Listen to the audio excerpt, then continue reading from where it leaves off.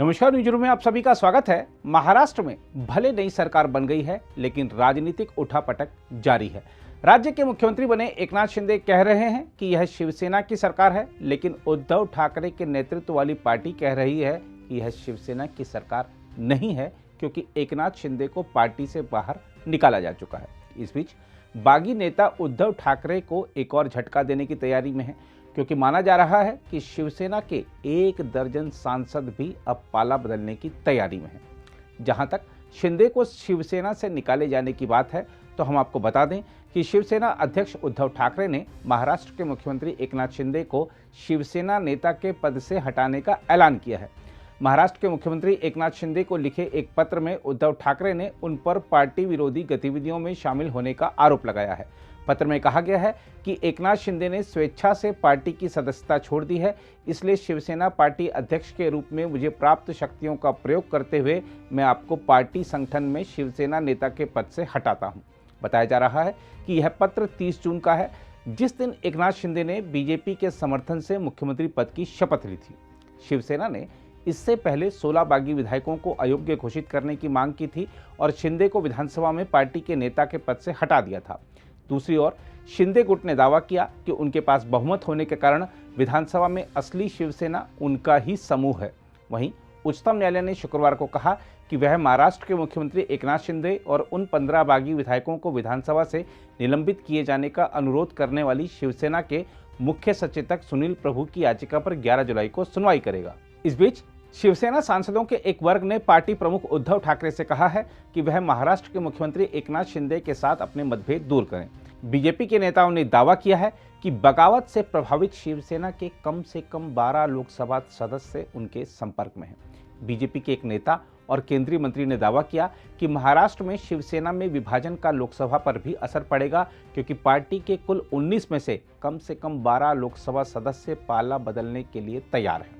शिवसेना के सूत्रों ने कहा है कि शुक्रवार शाम को मुंबई में उद्धव ठाकरे द्वारा बुलाई गई शिवसेना सांसदों की एक बैठक में एक वरिष्ठ नेता ने पार्टी के दीर्घकालिक हितों के लिए एकनाथ शिंदे के नेतृत्व वाले बागी समूह के साथ सुलह करने का सुझाव दिया। हालांकि इस सुझाव पर ठाकरे की प्रतिक्रिया का अभी पता नहीं चल पाया है। सूत्रों ने कहा कि बैठक में 3 सांसदों, मुख्यमंत्री शिंदे के बेटे श्रीकांत शिंदे, प्रवर्तन निदेशालय की जांच के घेरे में आ चुकी भावना गवली और राजन विचारे ने हिस्सा नहीं लिया। हम आपको बता दें कि शिवसेना के लोकसभा में 19 सदस्य और राज्यसभा में 3 सदस्य हैं। कल्याण से लोकसभा सदस्य श्रीकांत पहले ही अपने पिता के खेमे से जुड़ चुके हैं, जबकि यवतमाल से सांसद भावना गवली ने तत्कालीन मुख्यमंत्री उद्धव ठाकरे को पत्र लिखकर हिंदुत्व के संबंध में बागी नेताओं की शिकायतों पर विचार करने का आग्रह किया था। राजन विचारे लोकसभा में ठाणे सीट का प्रतिनिधित्व करते हैं और चूंकि शिंदे भी ठाणे जिले से हैं, इसलिए विचारे उनके साथ ही माने जा रहे हैं। इस बीच महाराष्ट्र नवनिर्माण सेना के प्रमुख राज ठाकरे ने कहा है कि देवेंद्र फडणवीस ने शीर्ष पद के लिए सबसे आगे होने के बावजूद राज्य के उप मुख्यमंत्री के रूप में पदभार ग्रहण करके पार्टी के प्रति निष्ठा और प्रतिबद्धता का एक उदाहरण स्थापित किया है। फडणवीस को लिखे एक खुले पत्र में राज ठाकरे ने कहा कि बीजेपी के वरिष्ठ नेता के फिर से महाराष्ट्र का मुख्यमंत्री बनने की उम्मीद थी, लेकिन ऐसा नहीं हुआ। राज ठाकरे ने कहा, आप 5 साल तक मुख्यमंत्री रहे, इस सरकार को बनाने के लिए आपने बहुत प्रयास किए और इसके बावजूद आपने अपनी पार्टी के निर्देशानुसार उप मुख्यमंत्री का पद स्वीकार कर लिया। उन्होंने कहा, आपके कदम ने दिखाया है कि पार्टी किसी भी व्यक्ति से ऊपर है। यह किसी की पार्टी के प्रति निष्ठा का एक उदाहरण है। इस बारे में अन्य दलों के हर पदाधिकारी को ध्यान देना चाहिए। राज ठाकरे ने कहा कि वह इस बहस में शामिल नहीं होना चाहते कि उप मुख्यमंत्री का पद पदोन्नति है या पदावनति। उन्होंने कहा, जब आप तीर से निशाना लगाने के लिए धनुष की प्रत्यंचा को पीछे खींचते हैं तो इसे झटका नहीं कहा जाता है। राज ठाकरे ने फडणवीस से यह भी कहा कि उन्हें लंबी राजनीतिक यात्रा करनी है और उन्होंने महाराष्ट्र के सामने खुद को साबित किया है। दूसरी ओर शिवसेना के बागी विधायक दीपक केसरकर ने कहा है कि महाराष्ट्र के मुख्यमंत्री एकनाथ शिंदे और उप मुख्यमंत्री देवेंद्र फडणवीस शक्ति परीक्षण के बाद कैबिनेट विस्तार पर फैसला लेंगे। हम आपको बता दें कि नई सरकार का शक्ति परीक्षण 4 जुलाई को होना है। केसरकर ने दावा किया कि बागी विधायकों को मंत्रिमंडल में शामिल करने या विभागों के बंटवारे पर अभी तक कोई चर्चा नहीं हुई है। इस बीच वंचित बहुजन अघाड़ी के प्रमुख प्रकाश आंबेडकर ने कहा है कि बीजेपी के केंद्रीय नेतृत्व ने देवेंद्र फडणवीस को कांग्रेस के दिवंगत नेता शंकरराव चव्हाण जैसा बना दिया, जिन्हें मुख्यमंत्री रहने के बाद निचला पद स्वीकार करना पड़ा था। हम आपको बता दें कि शंकर राव चौहान 1975 में मुख्यमंत्री थे। बाद में तत्कालीन प्रधानमंत्री इंदिरा गांधी के निर्देश पर वह नई सरकार का हिस्सा बने और वित्त मंत्री बने। शंकर राव चौहान ने उस समय दिल्ली से मिले निर्देशों का पालन किया था। इसी तरह फडणवीस को उप मुख्यमंत्री का पद संभालने का निर्देश भी दिल्ली से आलाकमान द्वारा दिया गया था। उधर शिवसेना सांसद संजय राउत ने यह कहकर नया खुलासा किया है कि उन्हें भी गुवाहाटी जाने का प्रस्ताव मिला था। उन्होंने कहा कि मैं बाला साहेब ठाकरे का अनुसरण करता हूं, इसलिए वहां नहीं गया। राउत ने कहा कि जब सच्चाई आपके पक्ष में है तो डर क्यों है। बात ऐसी है कि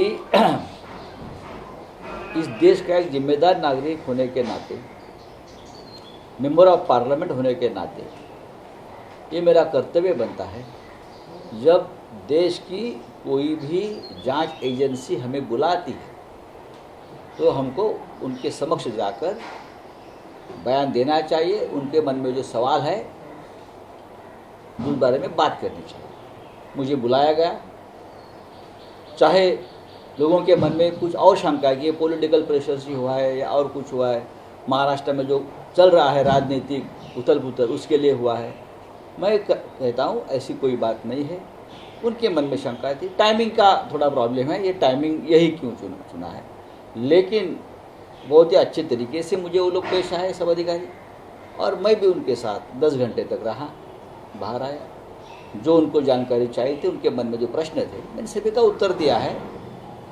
अगर उनको मैंने कहा कि अगर आपको वापस मैं लगता है कि आना चाहिए तो आप ज़रूर मुझे बुलाइए, मैं आ जाऊँगा। क्या पत्रावाला चाल मामले को ही लेकर पूछताछ हुई या कोई और विषय था? देखिए, जो अंदर की बात होती है वो बाहर आना नहीं चाहिए, लेकिन ये जो सब विषय उससे मेरा कोई संबंध नहीं है।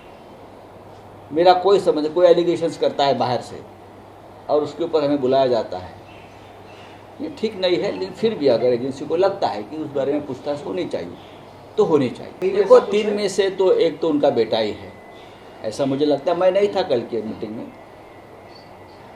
और 1-2 हो सकते हैं, क्या कारण मुझे मालूम नहीं। मैं भी नहीं था, मैं बहुत ही दूसरे काम में बिजी रहा कल 10 घंटे तक।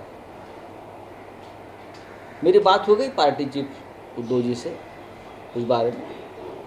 अगर किसी के मन में कोई नई भावना आती है तो पार्टी चीफ से बात कर सकते हैं, भाग कर नहीं जा सकते ना। जैसे अब गुवाहाटी या ये सब जो डेस्टिनेशन बनाए हैं पॉलिटिकल टूरिज्म के, वहाँ नहीं जाएंगे हमारे खासदार लोग। शिवसेना में डरना मना है, जो होगा वो देखा जाएगा।